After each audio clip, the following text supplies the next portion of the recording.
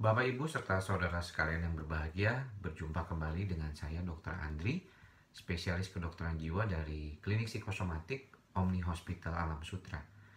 Pada kesempatan kali ini saya ingin sedikit berbincang tentang apa yang sering ditanyakan oleh pasien kepada saya, yaitu apakah dia bisa kembali menjadi seperti sedia kala.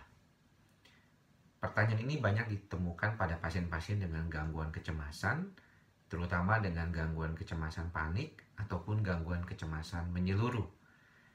Yang menjadi menarik sebenarnya adalah bahwa kita memahami di dalam ilmu kedokteran jiwa, pasien yang mengalami gangguan kecemasan adalah akibat dari akumulasi kecemasan-kecemasan di masa lalu yang kemudian menjadi menumpuk dan akhirnya pecah atau menjadi istilah kita breakdown dan akhirnya menjadi gejala-gejala kecemasan yang dialami saat ini.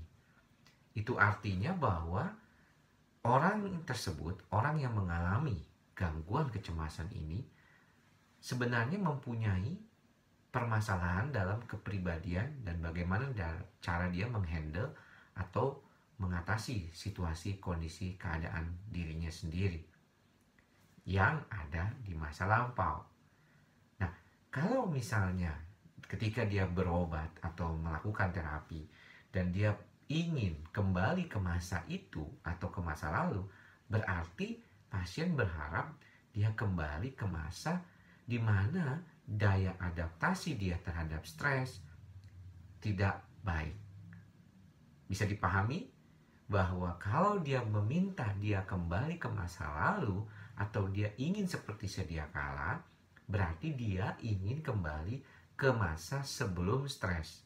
Tetapi itu bukan berarti baik, karena masa sebelum mengalami gangguan kecemasan ini pun sebenarnya adalah masa-masa di mana daya adaptasi itu sudah mulai tidak baik, karena pelan-pelan akhirnya menjadi gejala-gejala gangguan kecemasan. Lalu apa yang biasanya saya sarankan atau saya bincangkan kepada pasien tentang hal ini adalah bagaimana kita saat ini belajar cara adaptasi yang lebih dewasa, yang lebih matur, yang lebih mampu untuk mengatasi stres. Bukan kembali ke masa yang lalu, tetapi dengan pengalaman yang saat ini sudah ada, kita kembali untuk menjadi orang-orang yang lebih mampu mengatasi stres itu sendiri. Nah, kadang-kadang kita memang tidak ingin mengubah diri. Kita ingin berada pada status quo. Tetapi sebenarnya yang paling penting adalah bagaimana kita bisa mengubah diri menjadi lebih baik setiap kalinya.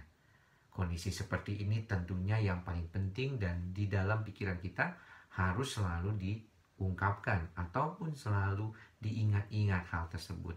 Bahwa saya akan menjadi pribadi yang lebih baik ke depannya. Saya ingin menjadi orang yang lebih bisa mengatasi stres. Kalau misalnya dia ada stres, maka kita akan runut stres tersebut apa saja. Kemudian kita mencoba bagaimana mengolah stres tersebut. Nah, di dalam terapi dengan dokter jiwa, cara inilah sebenarnya yang paling sulit. Tidak semudah memberikan resep dengan memberikan obat untuk menghilangkan gejala-gejala, tetapi bagaimana kedua belah pihak, dokter dan terutama pasien, merasakan adanya perubahan dari pengobatan tersebut. Bagaimanapun, pasien memegang peranan yang sangat penting dalam perubahan dirinya sendiri.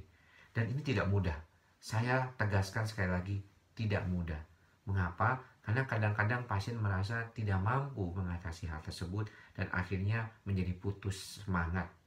Atau mengatakan bahwa dia tidak bisa baik karena memang tidak pernah berusaha.